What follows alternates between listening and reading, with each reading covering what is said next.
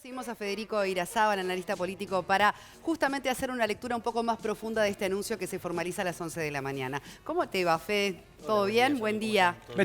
Buen lunes. Sí. Cuestan los lunes, y más a esta altura del año. Y con las noticias de anoche, la verdad que cuesta bastante, ¿no? Sí, Lamentable. Terrible. Lamentablemente sí. Para irnos con este tema, lo cierto es que la integración de estos medios ya era un secreto a voces, aunque bueno, ya lo dábamos por confirmado desde hace unos cuantos días, pero hoy es el anuncio oficial, está bien que así sea, pero se puede decir que estos efectivamente son los nombres confirmados al frente de cada una de las secretarías. Sí, habría que esperar probablemente algo muy, cambio de muy último difícil, momento, cambio de último momento, que si ya no se dio en los días previos, difícilmente se vaya a dar como sorpresa en la conferencia de hoy cerca del mediodía. Pero bueno, más o menos algunos de los nombres que Leo reseñaba recién en la pantalla se conocían con muchísima anticipación, ¿no? Bueno, desde antes de la campaña, fueron como claro, anunciados, fueron utilizados, digamos, en cierta forma, como elementos durante la campaña electoral, en ministerios donde además la calle Pou había puesto el énfasis, ¿no? Hay un paquete de ministerios que son estratégicos para cualquier gobierno, ¿no? Hay ministerios donde se sabe ya que el gobierno entrante, por más de coalición o por más del carácter coalicional que tenga, el tipo de coalición que tenga, no los va a entregar ni siquiera a ninguno de sus socios. Y eso es un poco lo que ha pasado. Economía, por supuesto. Economía, Ministerio del Interior, es decir, algunos, por supuesto, dependen también del estado de la opinión pública y de la percepción que la opinión pública tenga acerca de los principales problemas del país. Educación, por más que el Ministerio de Educación no tiene demasiadas competencias en lo que es la gestión de la educación, pero es un área importante y clave.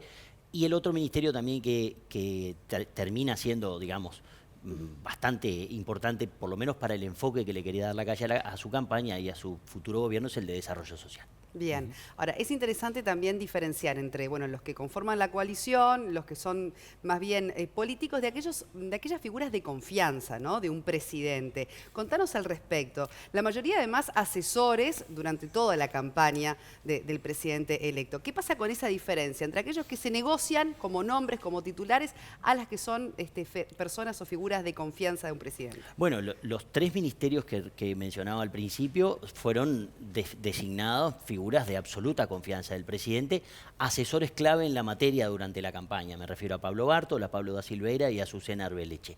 Esas tres figuras fueron como los cabeza de playa, ¿no? de la campaña de la calle Pou. Sin embargo, bueno, hubo otros que evidentemente por cuestiones más vinculadas a pesos electorales, más vinculadas a también actuación en determinadas áreas de esos integrantes de lo que hoy es el gabinete, que hay que hacer una distinción también y un llamado de atención interesante. Este es un gabinete compuesto por personas que en su mayoría no tienen ni experiencia legislativa ni experiencia a nivel de cargos del Ejecutivo.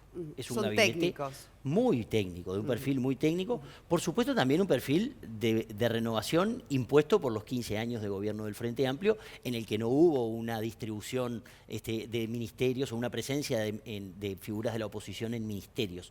Pero las figuras que sí tienen peso o tienen experiencia a nivel legislativo, lo tienen más bien a cargo de jefaturas departamentales. Y ya no te diría a nivel de los ministros, sino a nivel de los subsecretarios. Paganini también, ¿no? Ministerio de Industria, otro asesor en campaña de la calle Pou, ¿no? También. Justamente en materia de energía y de industria. Cuando elegís un cargo técnico, un ministro técnico, el subministro, subsecretario, ¿debería ser político? Y al revés, cuando elijo un ministro político, ¿debo rodearlo de técnicos? Ese sería un balance a atender. Igual que un balance también de sectores o de partidos, si se quiere, ¿no? Hay distintas modalidades para conformar gabinetes dependiendo de los tiempos políticos y electorales. Por ejemplo, recordemos, el gabinete que conformó Tabaré Vázquez en la primera presidencia entre 2005 y 2010 fue un gabinete encabezado por figuras cabeza de lista, líderes de sector de las distintas fracciones del Frente Amplio, que dado el tiempo en ese momento, las circunstancias políticas y económicas sobre todo el país, requerían figuras de peso. Ya este otro gabinete que conforma Vázquez para su segunda presidencia no tiene mayormente presencia de líderes de sectores o de fracciones políticas, sino que esos líderes están en la Cámara de Diputados o en la Cámara de Senadores. Entonces, son distintos tonos y distintos momentos. La calle le busca imprimir, me da a mí la idea, un carácter más técnico de gestión a este gabinete. Bueno, observando el gabinete, claramente en comparación con el actual, hay más juventud. o sea, creo que hay 7 años u 8 años de diferencia, y hay pocas mujeres. Pero con respecto a algo en particular que tiene que ver con la coalición, aparece el Partido Independiente y no aparece el Partido de la Gente. ¿Por qué te parece a vos que... Habiendo votado lo mismo, ¿no? habiendo votado más o menos lo mismo, ¿por qué te parece que aparece el nombre de alguien del Partido Independiente tan importante? Considero que es por un tema de lo que recién yo le decía, ¿no? La confianza acá pasa a ser un elemento clave que me da la impresión que se impone por encima de lo que son los pesos electorales. Pablo Mieres ha sido una figura que durante los últimos 5 años, ya en la campaña anterior, digamos, cuando Vázquez compitió con Lacalle por la segunda vuelta en 2014, hubo algunas señales de acercamiento, de afinidad entre Lacalle y Pablo Mieres, que se dieron después o se continuaron a lo largo de todo este periodo de gobierno. No así con Novik. No así con Novik, que fue candidato del Partido de la Concertación en las elecciones municipales anteriores y luego decidió cortarse solo, contrariamente a lo que muchos dentro de los que lo ayudaron a formar o a llevar adelante este proyecto del Partido de la Concertación esperaban, que Novik se alineara a alguno de los partidos, y Novik fue bastante después indisciplinado, si se quiere, en algunas instancias, en votaciones en la Junta Departamental. Recordemos que le cedió a Martínez los votos de sus ediles para muchos de los proyectos, sobre todo el del Fondo Capital, que era bastante importante para que Martínez lograra de alguna manera poder impulsarlo.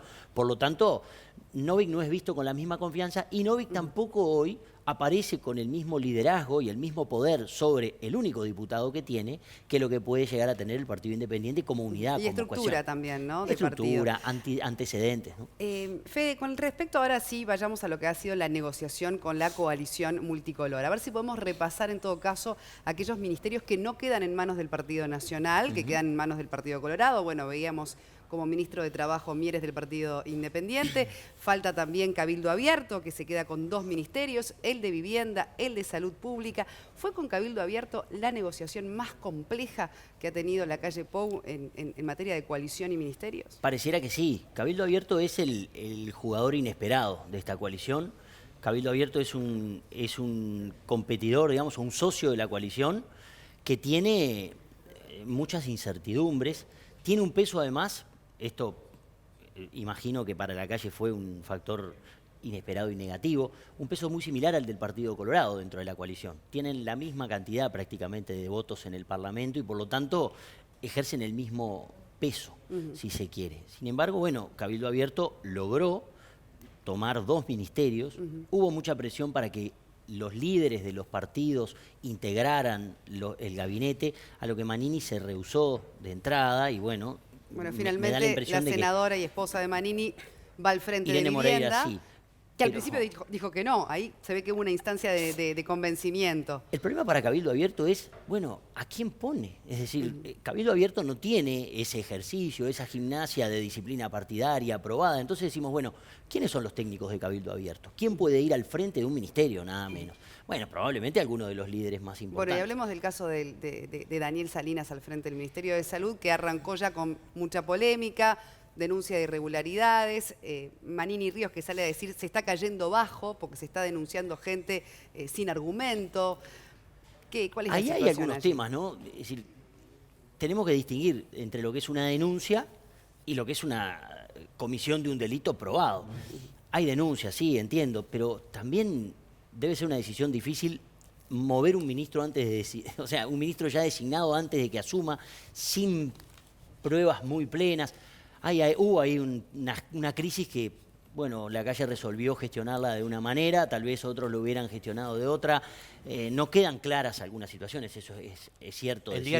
Hoy el diario El Observador publica una entrevista a Daniel Salinas, donde el diario El Observador, que fue quien siguió y quien puso el tema sobre la mesa a partir de denuncias de Gabriel Pereira, que recoge Leonardo Abercorn, hoy le hacen todas las preguntas que uno querría hacerle a Daniel Salinas con respecto a la relación con Gutiérrez. ¿Por qué dijo que no tenía una sociedad cuando sí tenía una sociedad? Él argumenta que la sociedad fue inventada por si tenían un producto, lo querían publicar y bueno, y se vence ahora, o sea que nunca fueron socios, esa es su explicación, ¿no? De todos modos, digamos que quedó en falso.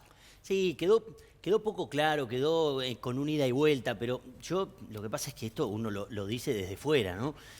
Bueno, daba para sacarlo, para no sacarlo. La Con pregunta el igual diario que El te hago Lunes con siempre es respecto fácil. a eso claro. es, Cabildo Abierto, por ejemplo, puede pasar con el Partido Colorado también, con cualquier partido, impone un nombre. ¿Hasta qué punto el presidente electo tiene margen para negociar el nombre que es, en este caso, figura de confianza del partido que lo propone y que es la elección de ese partido que también conforma una coalición que hay que respetar? Entonces, ¿cuál es el margen que tiene la calle Pou en todo esto? Y en este caso, poco margen, porque, como decíamos al principio, Cabildo Abierto no tiene figuras muy reconocidas como para decir, bueno, sí, esta figura es indiscutible, es de confianza.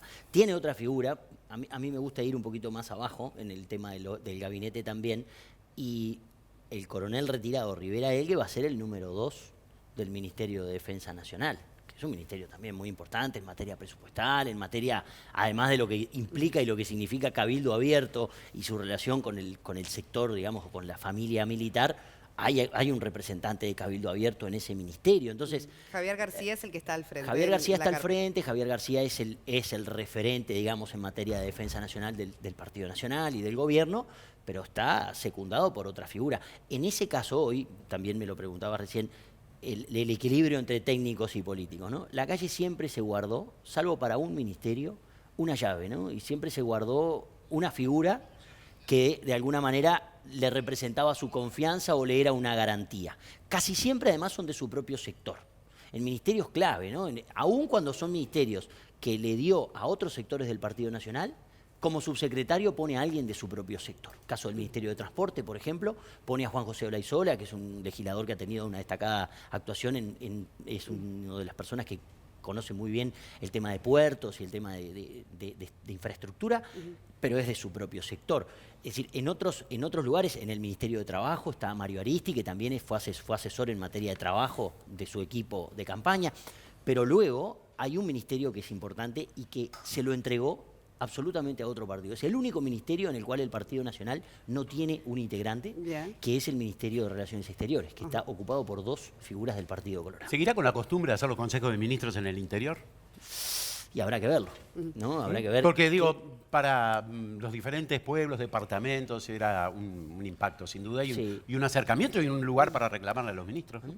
Bien. Habrá que ver qué impronta y qué apertura le Seguro. va a dar a su gestión, ¿no? Y Cómo- una lectura cómo va a más empezar. sobre Talvi al frente de la Cancillería. Bueno, para Talvi es una buena oportunidad de generar experiencia a nivel ejecutivo, ¿no? Que ya tiene asegurada a nivel legislativo. Es muy probable que Talvi renuncie al ministerio en algún momento para poder dedicarse luego a actividades legislativas y poder impulsar una nueva candidatura para 2024, pero le va a dar visibilidad, le da reconocimiento, y es un ministerio que va a ser muy importante, va a ser clave, ¿no?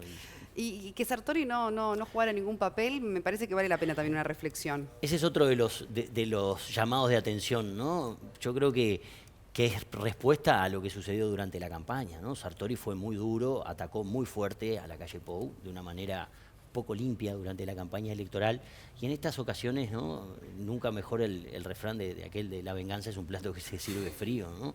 En el momento que hubo que designar a alguien del sector de Sartori, parece que se extraviaron los papeles, las carpetas, quedó esto medio por fuera. Probablemente vaya a haber alguien, pero no a nivel ministerial ni de subsecretaría, seguro que no. Bien. Bueno, muchísimas gracias. El análisis de Federico Irazábal sobre la conformación del gabinete, el anuncio formal a las 11 de la mañana desde el Dazzler Hotel. Allí, bueno, en conferencia de prensa se va a anunciar de manera oficial el nombre de los titulares de cada una de las carteras. Gracias, Fede. Como siempre, un verdadero placer. Gracias. Seguiremos hablando de otros asuntos, sin duda, quizás antes incluso de que termine este 2019. ¿Cómo no? Si no, felices fiestas. Igualmente, muchas gracias.